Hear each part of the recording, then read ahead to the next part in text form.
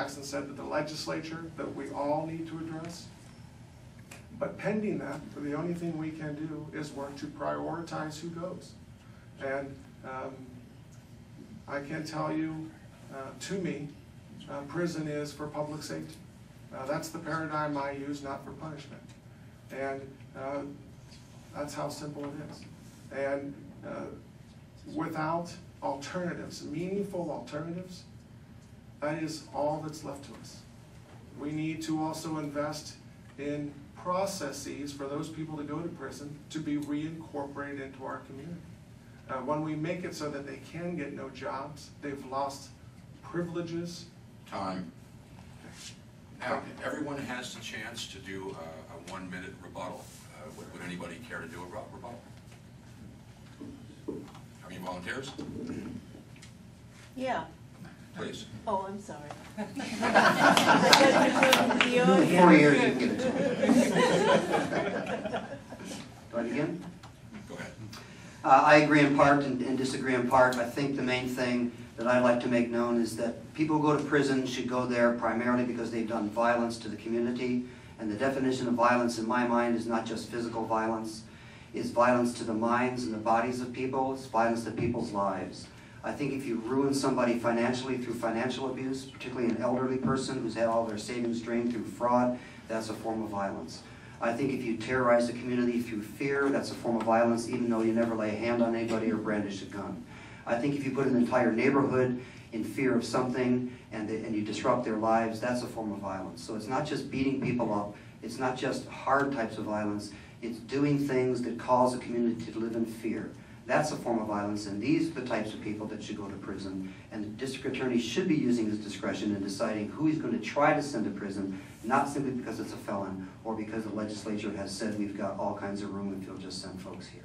I think you've got to look carefully at it, what fits the community, and then you send them there. Time. Ms. Jackson, did you wish to make a rebuttal? No, I don't. Anybody else wish to? I do. Please. Well, I would reiterate what Mr. Hagan's saying. I would add to that the comment Mr. Gallegos made about, well, that's all we have is prison in certain cases. Well, if we're looking at drug cases, I have clients. I represent the accused.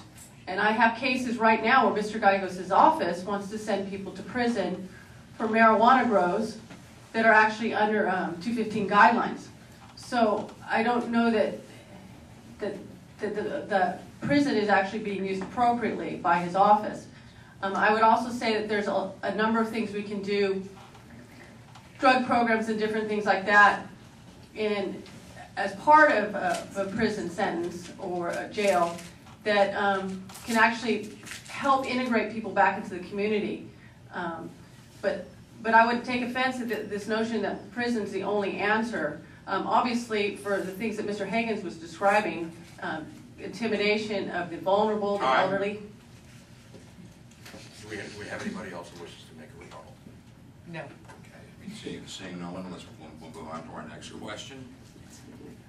Please explain what the policy of your office would be regarding the application of the 3 strikes law, and what criteria you would use to determine when to charge someone with a 2nd or 3rd strike. Would you ever prosecute nonviolent felonies, such as petty theft, as a 3rd strike under the law? And would you support reforming the 3 strikes law to require that the 3rd strike be a violent felony? Mr. Gallegos? Thank you. When I took office, the policy that we initiated, or I initiated, was to not seek the 3rd strike, a life prison sentence, if the current offense was not a violent or a serious felony as defined in the law. I think that is a just application of that law.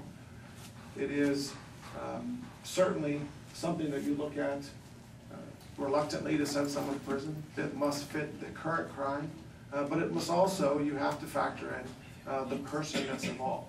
So I am not, nor have I supported modifications of 3 strikes law, because I believe that there are times, or there may be times, when you have someone that is dangerous, that is violent, And the circumstances require that the district attorney's office do everything in the power provided to them in law to make the community as safe as can be made for as long as they can.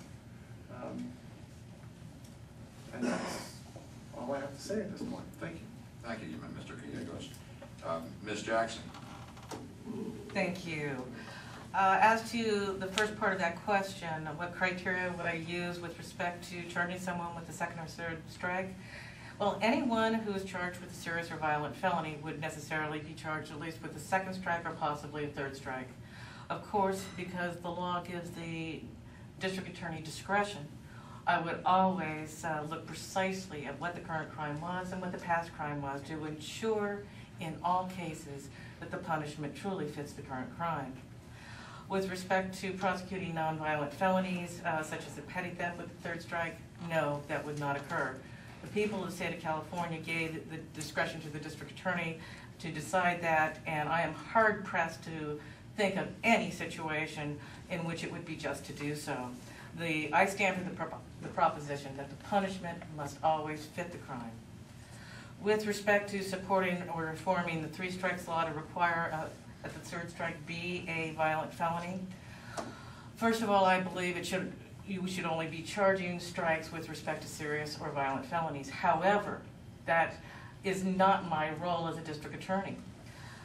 If the people of the state of California want to reform the three strikes law, then I will follow it precisely. There have been discussions of modifying the three strikes to only applying the third strike to a serious or violent felony, and that is actually how many district attorneys handle or exercise their discretion. The appropriate thing for a district attorney to do under the circumstances would be to discuss the law, discuss the potential impacts of making such a change. I would inform those within my jurisdiction the difference between violent felonies, which fall under 667.5 of the Penal Code, and those involving serious felonies, which fall under 1192.7. Why I say that there's a difference is there's 22 felonies. Our next speaker will be Ms. Bryson. Thank you. I think this question actually has a simple answer. Of course you don't support sending someone to prison for the rest of their life for petty theft. Yes, I would support a reformation of the three-strike law. I don't think anyone should be sent to prison for the rest of their life if the last strike is a non-violent crime.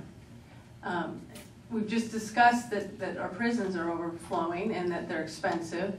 And when we send someone to prison and throw away the key, we better be sure that that is the just penalty for what they've done. And if the three-strike law has the third strike being petty theft or something nonviolent, then we as taxpayers should be outraged that we would throw someone in jail for the rest of their life, or prison, excuse me, for the rest of their life over something that de minimis. So I don't think that there's a whole lot of hemming and hawing here. I think it's quite clear the answer to that. Thanks, Greg.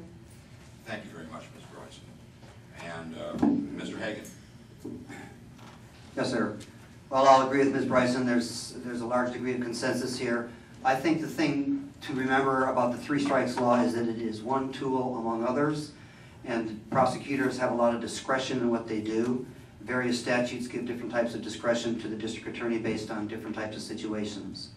When you have somebody who's already been to prison or at least has been convicted of a felony not once but twice, what you've got under the three strikes law is another tool to use. I think the idea that if somebody gets charged with petty theft, which is as little as $50, they should go away to prison for the rest of their life is on its face rather ridiculous. I think the main thing that you've heard from the other three, and with which I agree, is that what you have to do is look at the individual involved. If you've got somebody who has a history of violence or committing serious felonies that damage a lot of people, damage a lot of lives, have a large impact on the community, what you've got now is a tool that you can use that goes beyond what would exist without the three strikes law. And if you're looking at somebody carefully, not merely their criminal history, but the history of their life, what it is they've done with it, and what the trend is that they're on, the arc of their life, where will they be headed if you let them go this time, or send them away for a shorter period of time versus a longer, you've got another tool that you can use, and the three strikes law is good for that.